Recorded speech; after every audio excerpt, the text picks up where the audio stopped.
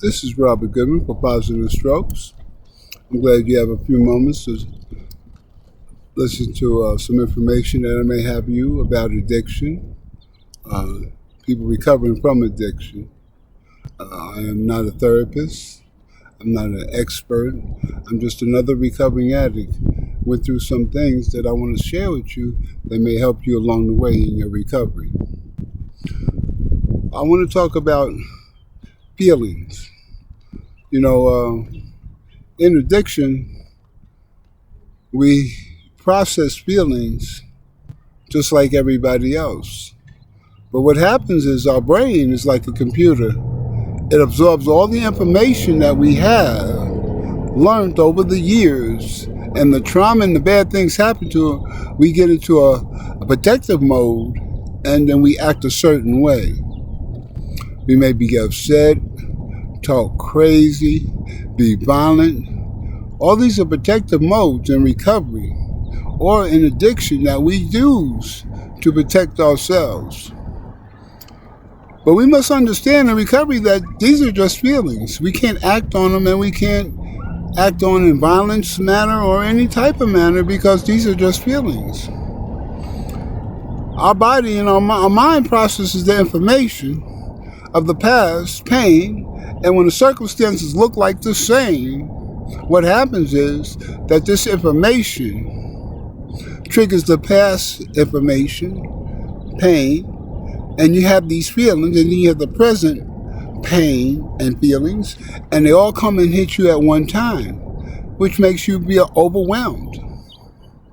That brings me to the attention that some people that when you recover in active addiction and you're recovering and you're doing good, that people may not see you that way.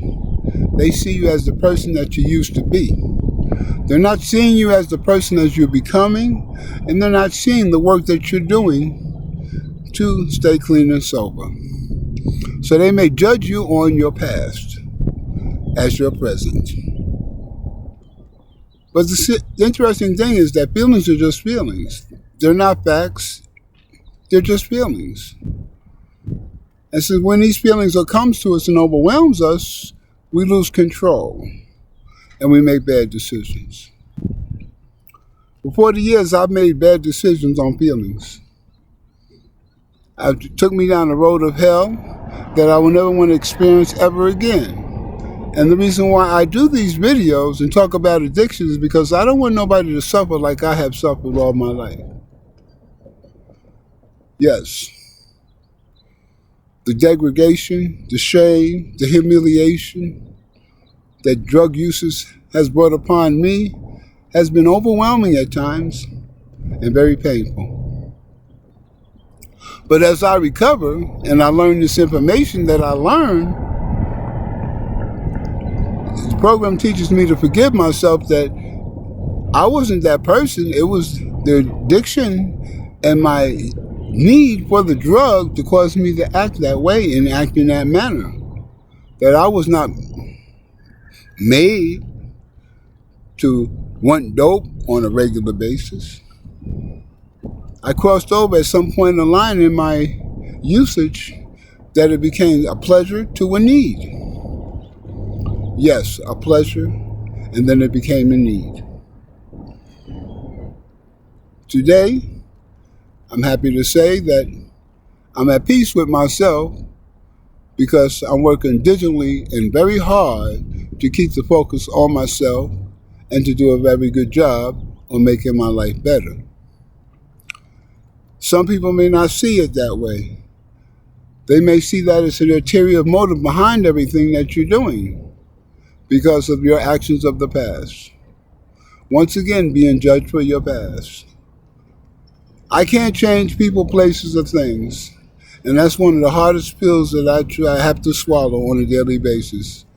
That no matter how good I do and how respectful I am and whatever I do, it doesn't change how a person feels about what they think about me. So I must give them to God and hope that God will open their eyes and they will see that I'm not that same person anymore. I give it to God that I hope that they forgive me for my actions and we can move on from there.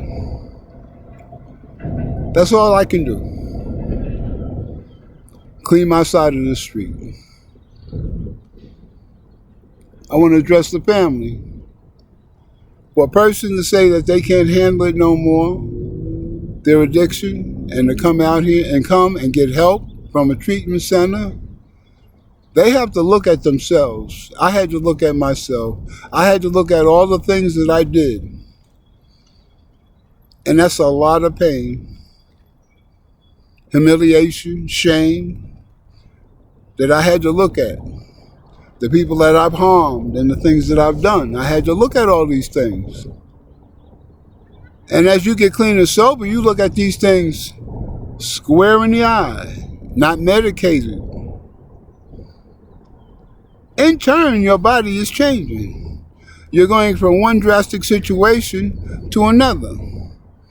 Your body's used to getting drugs, now it's not getting drugs. Your body's trying to get back into line of the normal life, which takes time, which causes a person's mental and physical changes go up and down regularly. So not only does a person recovering from the abuse of alcohol and drugs have to deal with changing their life pattern and finding a new way of life, they have to deal with the ups and downs of coming down from the drug and have their body normal again and their mind normal again.